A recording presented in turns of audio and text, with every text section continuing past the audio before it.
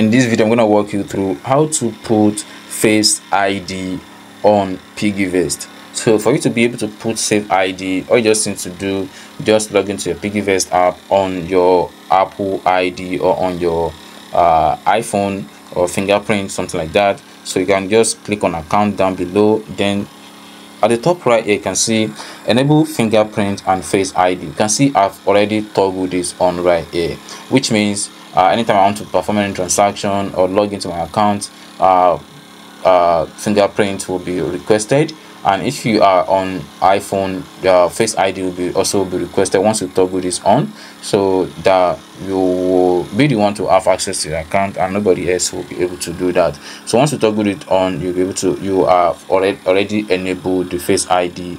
And if you are on iPhone, you have already enabled the fingerprint on your Piggyvest account.